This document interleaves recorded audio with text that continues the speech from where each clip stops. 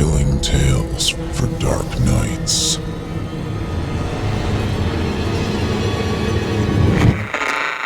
Want to make sure you never miss a Chilling Tales for Dark Nights video again? Be sure to subscribe and hit that bell to turn on notifications. The following interactive performance is a first-round entry in Chilling Tales for Dark Nights' 5th annual Evil Idol voice acting competition. And you, listener, get to help decide who advances to Round 2. Voting is simple. Following the performance, simply click the thumbs up icon on this video if you'd like this contestant to move forward, or the thumbs down if you'd like to see them be eliminated. Voting on this entry will conclude 1 week after the date of its posting. Thank you, and good luck to all of our contestants.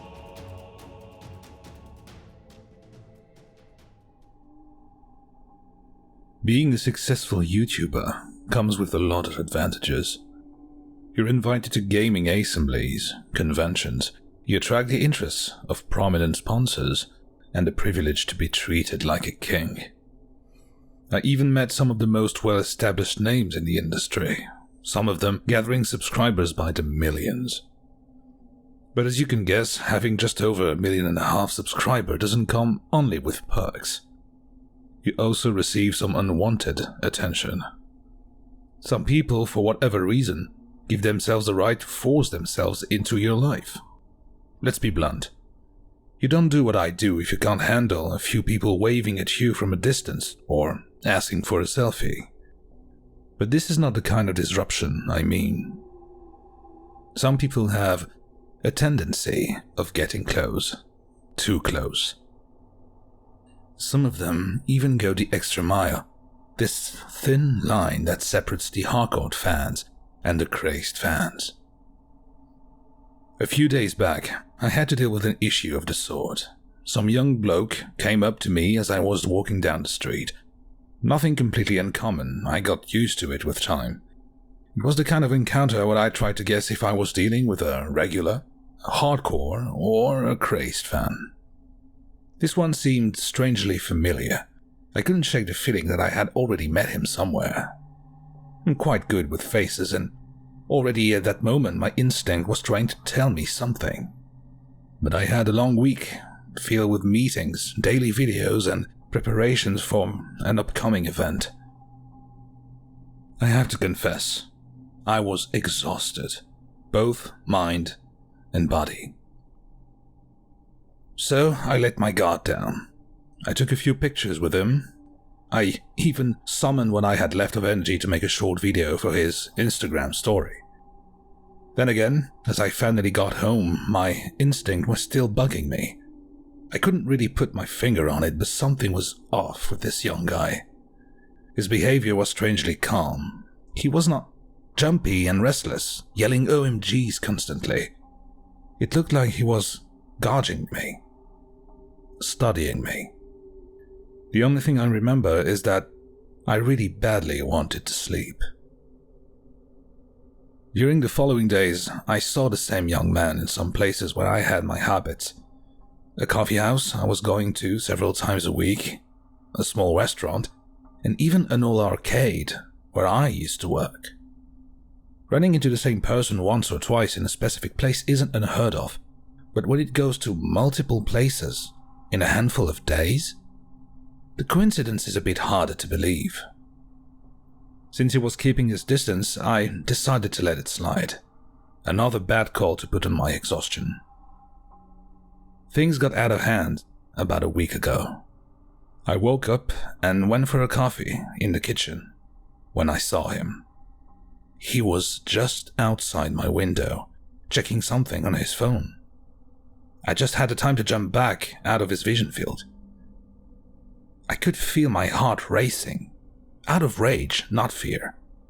I was mad, firstly at him, but even more with myself. I knew something was off, and I did not listen to my instinct. For a second I was tempted to go outside and kick this creep out of my front yard. But I had an image to maintain. The friendly neighborhood streamer, always nice, always polite, almost never cursing. This kind of image is already difficult to obtain. You're bound to keep it. So I decided to give patience a go with this creep. Maybe with enough time, he'd get tired of it. So I went on with my day-to-day life. I really tried for a few days, trying not to mind the young man shadowing my footsteps. But eventually my patience grew short. I even called 911.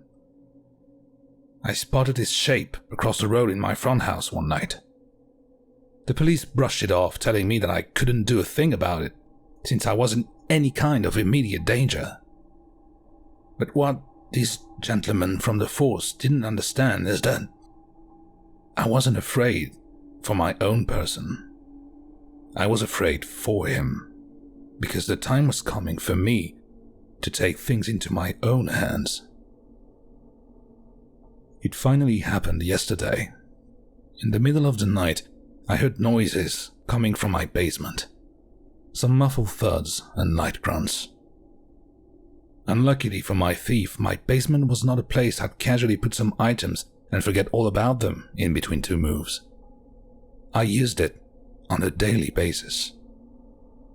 I got out of bed silently and went straight from the stairs, a taser in my hand.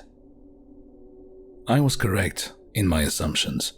The burglar was there, obviously looking for something.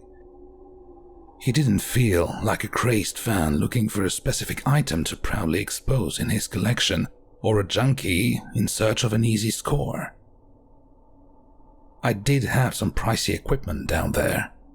Should he have been a little bit more cautious, he could have got in and out without me noticing. He had a target in mind, and if I wasn't wrong about that, he could never get out of here, let alone speak of it. He never heard me coming. The taser knocked him out clean. He was heavier than he looked, muscular, and clearly equipped for more than a robbery, unless opening safes with a gun is a new trend. He definitely did not look like some lowlife in need of quick money. This was a professional job, and I knew exactly why he was here. His eyes opened slowly, and his grunts were quite self-explanatory. He was more afraid than in pain. I know why you're here. FYI, you suck at what you do.